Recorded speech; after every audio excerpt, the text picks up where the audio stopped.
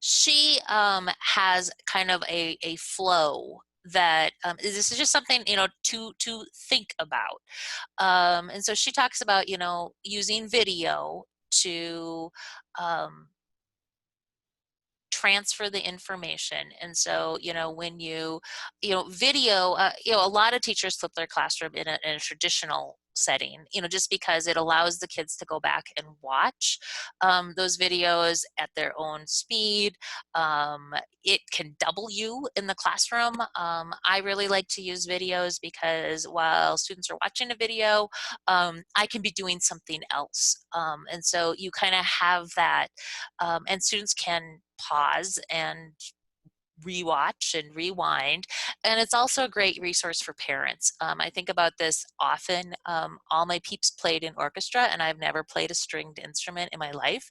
So when they would come home in fourth grade and say, "Mom, we have to practice, peanut butter sandwich," and I'd be like, "What is peanut butter sandwich?" And your fourth grader, especially my oldest when my oldest was a fourth grader, was not Mr. He couldn't explain things very well. I still don't really know what peanut butter sandwich is. And so really being able to have a video to watch and say, here's peanut butter sandwich would have been so awesome from the parent side. And math, being able to see how to solve a problem, how the teacher explains it. My parental response is, how does your teacher tell you how to do this? And if they can't answer that, I'll say, well, I know how to do this, but I probably don't know it the same way your teacher does. And you need to go ask your teacher. So, kind of giving those parents those resources. So she talks about, she breaks it out as the pre-video activity. That's that generate interest. And so here she talks about using, and this is where I wouldn't initially start out with Flipgrid or Padlet or Seesaw unless my kids already knew it. I would start out with that Google Classroom question. Keep it all in the classroom. Let's use those things that we're trying to get them to know.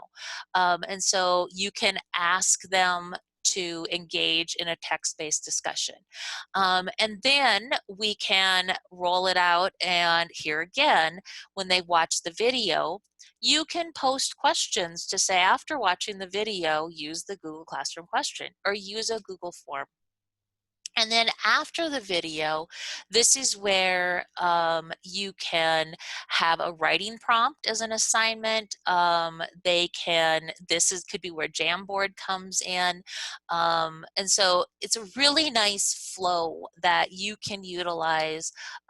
And this can be something that both your in-person students and your remote students can take advantage of. And so I gave you this in that choice blending and hyperdocs as an example. And really, I do not want you guys to get overwhelmed because I know I've got a wide range of experience. It's really more of oh, I'm using Google Classroom, and so how I can use the question. Keep it in Google Classroom. You don't have to pop out. But for those of you that have been using other tools, it's like, oh yeah, I love Flipgrid. I'm going to go in and use it. So hyperdocs, and I'm debating, and I probably will, hyperdocs really are a self-paced lesson. And so they're not just a collection of links. They are an opportunity to really go through a lesson at your own pace. And so this is a mock-up of a hyperdoc. And so I give you kind of an intro of what a hyperdoc is. And then I say, explore as needed. And so this is where I push it out on my learner to say, here's, here's some ideas to use hyperdocs. Here's some samples that you can use. And then I have my assignment, quote unquote, where you create a hyperdoc that simplifies the resource or assignment sharing. And so this is definitely one of those things that you can utilize. And so I could add a hyperdoc in, I could make it, make a copy for every student in my class, or I could just have it be the view only and the assignment be create a XYZ. And so I wanted to share that for you in terms of ways to organize, because you can organize an assignment like I've organized for you guys with, you know, your what you're going to do, how to turn it in. You can also add, and so I have multiple resources for you to look at, but you could also have everything all in one document too, and just say, you know, use the, you know, use the attachment to find out what you're doing and follow those directions. So I have a great question here about how, is there a way to link Jamboard into the classroom? Yes, and so I'm gonna pop back and we're gonna make a new assignment. So I'm gonna make a new assignment and I'm gonna call it the Jamboard assignment. And at this point, I can't create a Jamboard in Google Classroom with the create, but I can add a Jamboard from my Google Drive. And so when I go in and look, we'll see that the Jamboards that you guys did already this morning are here. I can also go into my Drive and I can find all of the Jamboards that I've created in my Drive. And so if I go to my classroom and go to you guys, I think this is you guys. No, I'm gonna go back to recent. But yeah, you can get to your Jamboards either by like I was recently in them. I can also search for them,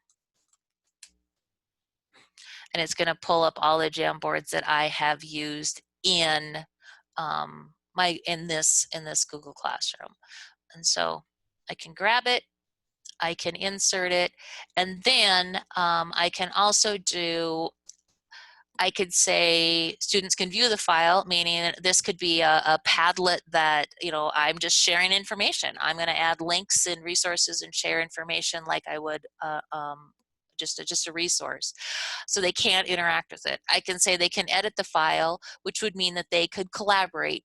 What we did in the Jamboard assignment, you guys were able to edit the file together and collaborate on that. I can also say that you could make a copy for each student and it would ship it out, and so everybody would get their own copy that they would then be able to make changes to and then submit. And so yep, super easy to incorporate Jamboard into the classroom. All right, so lots of things. One last thing that we get to talk about today is Google Meet. So I was told yesterday that Google Meet is the winner chicken dinner for your how you're going to share resources, or how you're going to have your meetings. So Google Meet is one of the things that they're doing right now is only K-12 accounts can join a K-12 Google Meet. And so that is one of the things I really want you to know, because that means that when you set up a Google Meet in your Google Classroom, you're on your K-12, and your kids are all going to have to be logged into their K-12 accounts to join. And so so I guess one of the really critical things when you come back to school is making sure your kids can log in to their K-12 accounts. There are settings on the admin side so that you can create groups and not allow students to create a meeting. And so only people who are set up as teachers in your accounts can be the ones who can create meetings. And so that's something that I'm assuming your admin will set up, but just, you know, kind of be aware of that. If you have students creating meetings, then you're going to want to go back and double check on that. So what I gave you guys is some of the resources for Google Meet. And so I do love that Google for Education has put in the welcome to your first day of Google Meet. And so they have how you can add it to your classroom. They have some ideas for enabling distance learning. They also give different processes for how to facilitate and set up a Google Meet. One of the things that I also added is the tutorials for how to start a meeting. And then also this set up a meet for distance learning, because both of those have slightly different information in them, but they go step by step how to do that. So yesterday we were kind of chatting afterwards about, you know, the different features and what's happening. The easiest way to kind of see what's going on is to do what's new in Google Suite, and then you can narrow it by, you can filter by product. And so here you can see the things that are happening. And so something that was released last week is you can meet in Gmail, you know, now is rolling out in Android. The biggest thing from here was they talk about extending Google Meet, and so they've extended the advanced features through September 30th, and then your district will need to subscribe to be able to have those advanced features. So they also, like here we have tiled of 16 participants that you can use that layout with. And so, you know, just good, you know, the what's new is, especially if you're like, oh my gosh, you know, I want to do this, is it out there yet?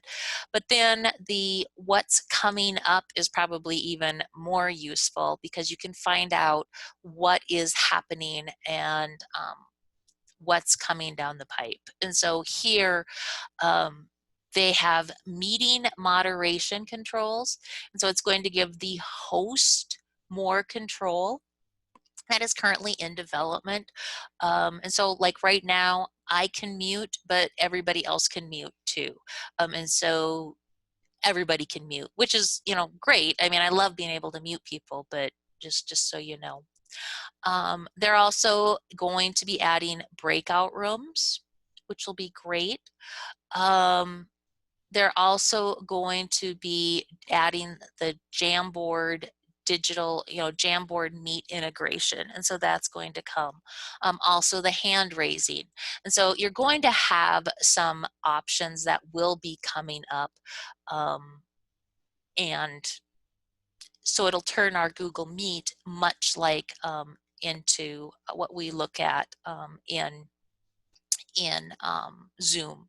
And so that'll be really nice. So this assignment is out there for you guys, so you guys kind of have those tidbits. When you're in Stream, as a teacher, I've created a Meet link here, but it's hidden from my students, and so you guys can't see it.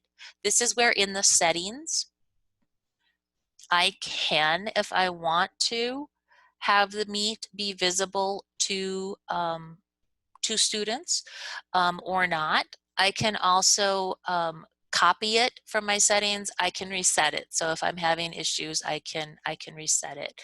The other thing I can do is, even though my link isn't visible, I can do a number of different things. This can be my class link.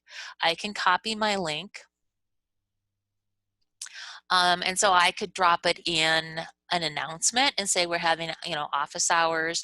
I could make it an assignment and say, you know, we're having a meet at this time. And so I can go ahead and edit this assignment. I can add in the link. And now I have a video class meeting in this assignment. I can also, so I don't really want to have it in here, because you guys are all teachers, and so you'd be able to meet willy-nilly anyways, because even though you're in this class as a student, you're teachers in your domain, and so that's why it's like that. Remember, we also have our calendar. I can use my calendar to set up meetings too if I want to.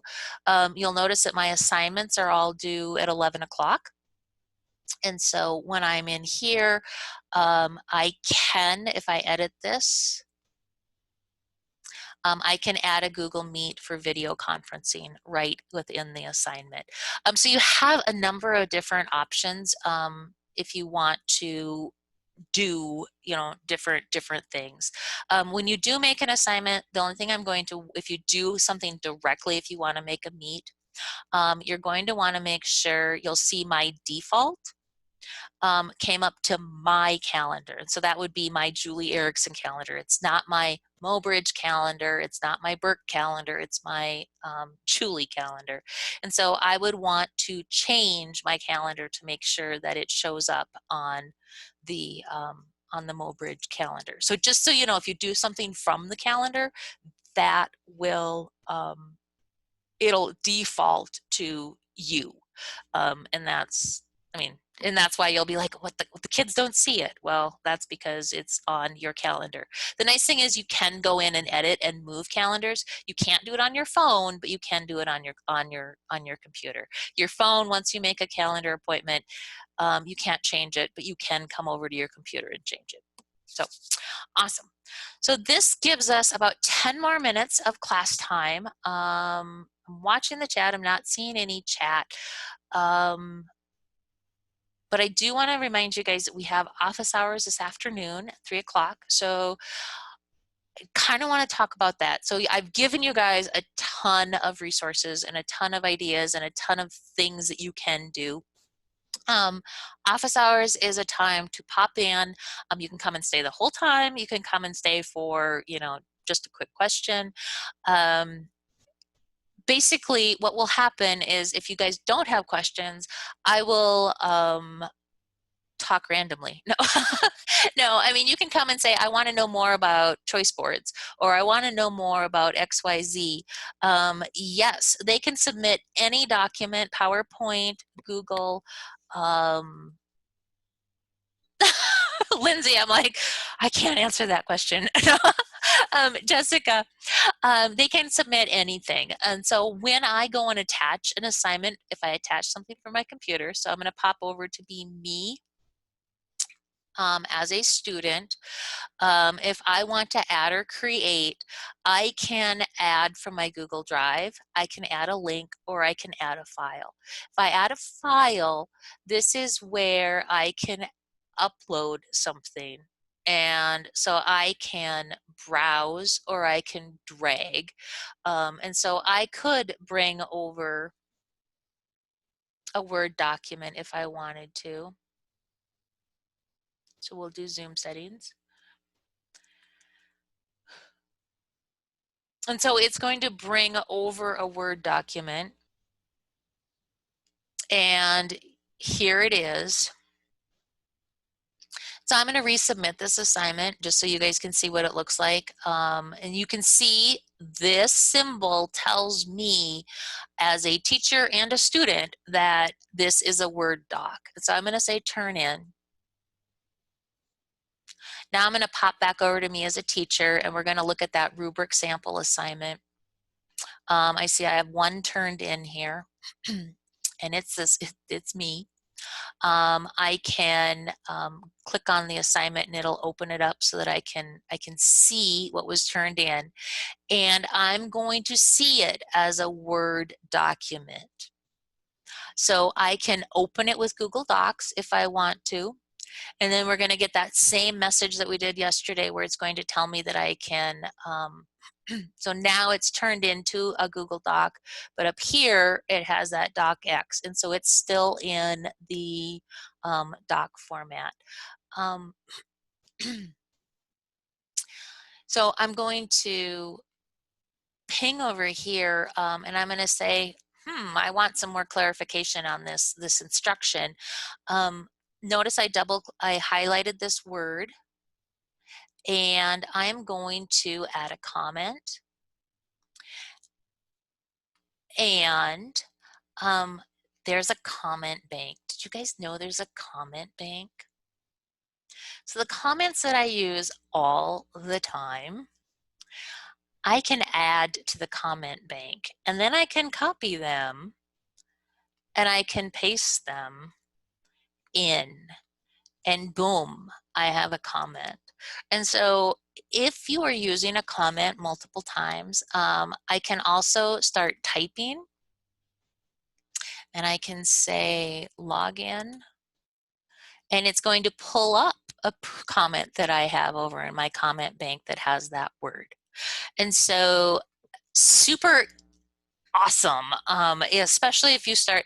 And another thing though, I will tell you, is after a while, I'm like, the only way for students to not see the assignments, yes. There is not a way to unpublish. You're correct. So yes, no, I'm glad you're asking all those questions. So anyways, the comments, the comment bank, life-changing. And so when I'm in and grading, I can flip back and forth. So here's my grading for this assignment. And then right below it is the comment bank. And so I can flip back and forth. Something I'm going to tell you guys, and I mean, and this is on me too. I mean, so if I find I'm giving the same comment to a lot of people, I should probably send a class message.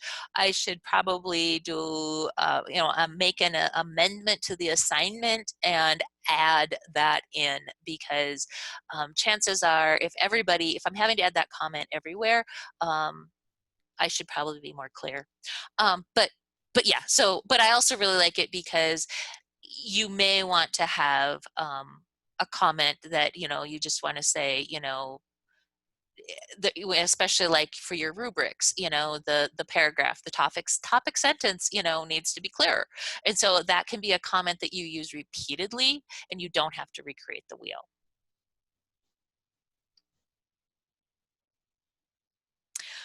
Oh, Jessica. Your question, how do you make the assignment go away once it's due and not delete it? So I'm going to pop back to our assignments. I'm going to look at the classwork here and scroll on down to day 1. And we talked about the instructions and the routines, but then also in that create a Google Classroom and create an assignment. Both of those have resources for how to organize assignments. The Shake Up Learning talks a little bit about that exactly, how to make it so that it disappears. You can't make it disappear unless you delete it. One of the things you can do is you can do like the today topic and then drop stuff down. And then if you can create a topic for past assignments. And so what you can do is at the bottom of your classwork, I can make a topic that says, past assignments, add it, whoops, move it to the bottom because that is where it'll go. And then as assignments are done, as assignments are past due, I can just drop them in here. And so I don't really want this one to be here, but if I wanted, I could just drag and drop, making the PDFs into past assignments and put that back at the bottom where I want it. I'm having issues because of there we go. Oh, I can't get it. There, I showed it. So past assignments, and so you can do that. So then all of your past assignments will just be at the bottom of the page in order. That is one of the drawbacks of Google Classroom. I mean, and that's just, it's just one of those things right now. I'm hoping that they do add the option to have when your assignments are submitted or when your assignments are passed. They, you know, they're hidden, but that's not an option yet, so we kind of have to work around it.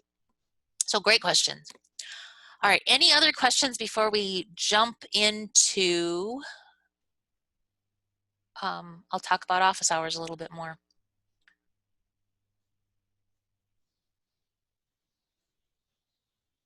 All right, so office hours, we'll hang out at 3 o'clock. It'll be an hour. Really, if you have any questions at all, come talk. If you're like, I'm trying to organize my classroom and I'm struggling, we can deal with that. Just, yes, this class is yours. And so I am not going to archive it. I'm not going to do anything with it.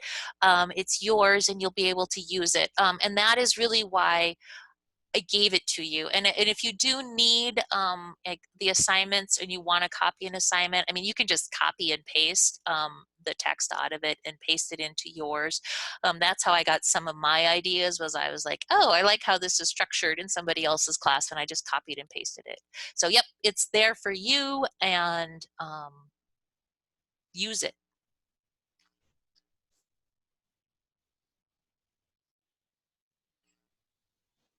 So any other questions before we wrap up for this morning?